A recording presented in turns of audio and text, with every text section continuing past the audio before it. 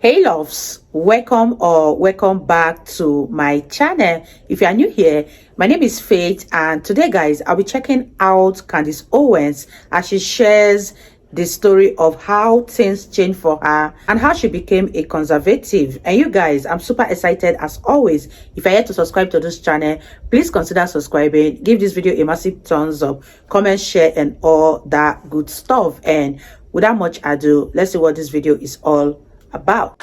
The second song, Amazing Grace, and I'm going to tell you why I love that song. First and foremost, I walked down the aisle to Amazing Grace when I got married. And the song is always, I never knew the history of the song. It's just a song that when you hear it, it does something to you. You feel it. There's something about Amazing Grace that you feel. And so I thought to myself, let me actually look up this song, Amazing Grace. Where does it come from? Where does this hymn come from?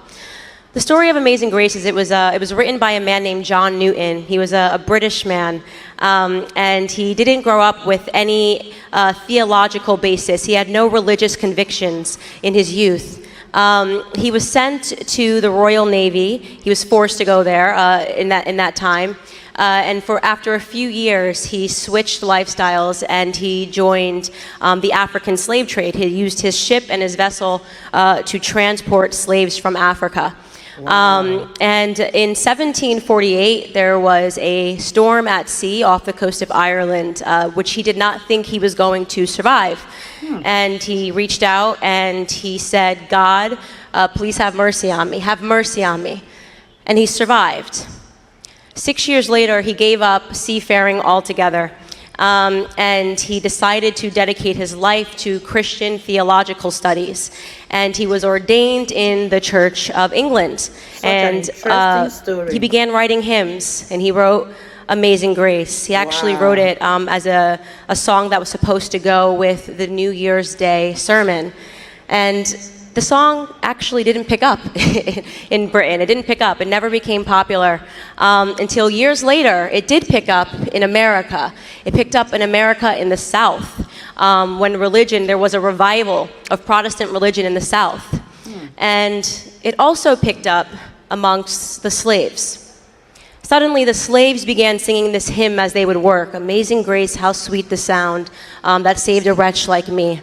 And when you listen to slaves sing hymns, when you listen to the heart and the soul that was behind them singing the hymns, it's an incredible experience to really process people that were in this horrendous position, singing this hymn that was written by somebody who had a spiritual awakening about Savior, about grace, and about God.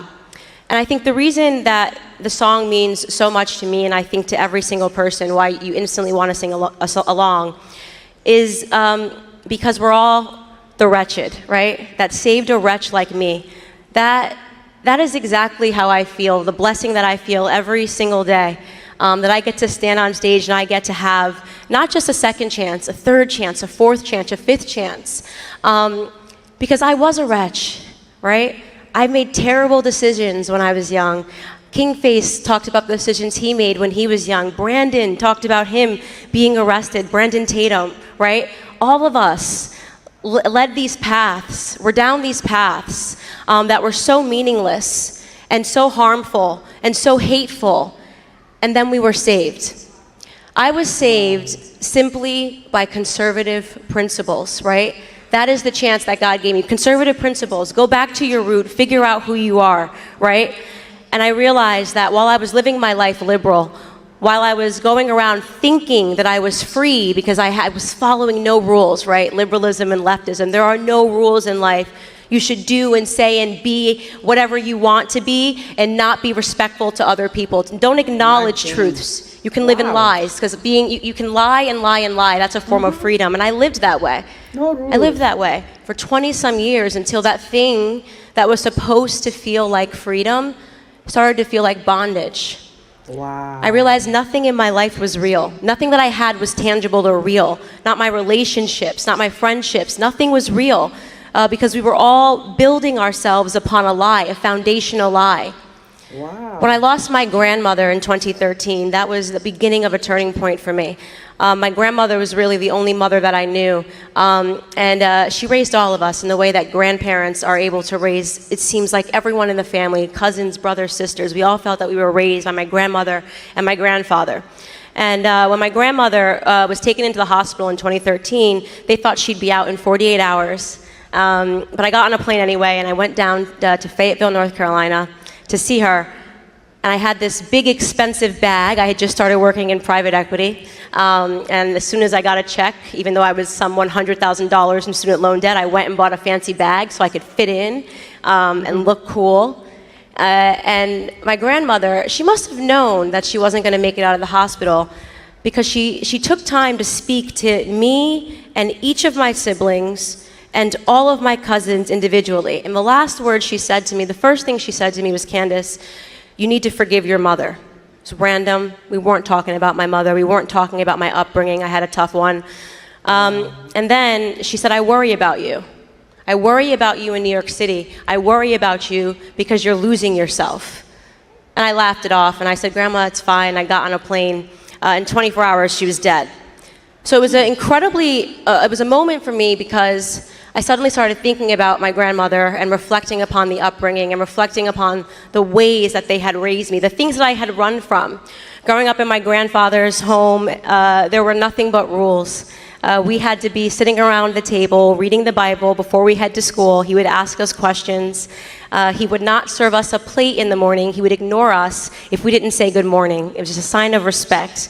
You don't come down here, you don't sit down and ask for food until you greet the person that is serving you and you say good morning.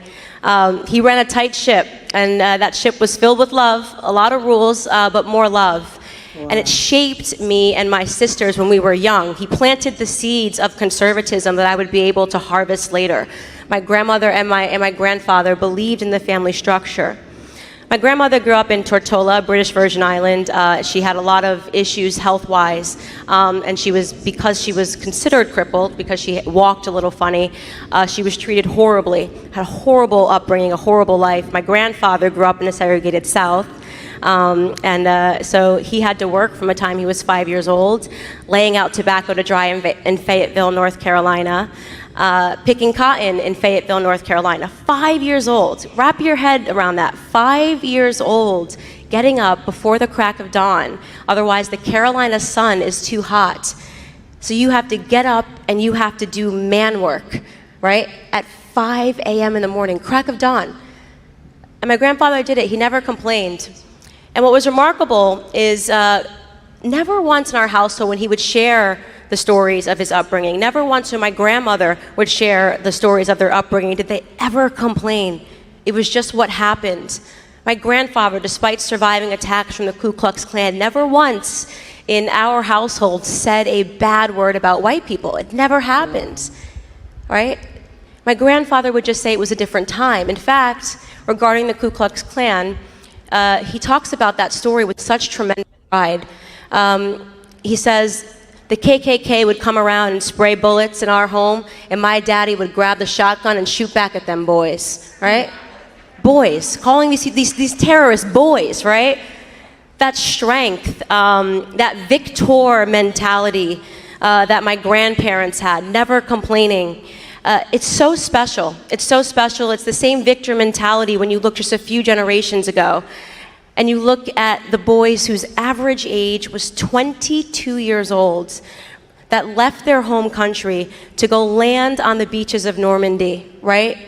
Look at the images of those boys in World War II, the courage. Watch the documentaries about the conversations that were had. They knew they were going to die.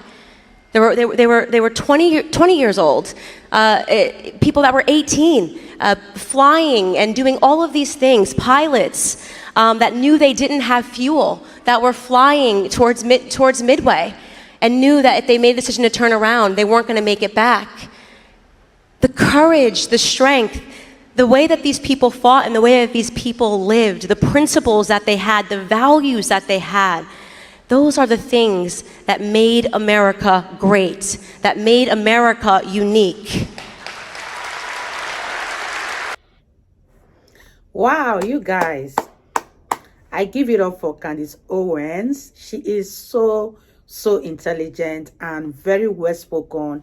I love the story that she told so well. And let me know, you guys, are you a conservative or you are a liberal?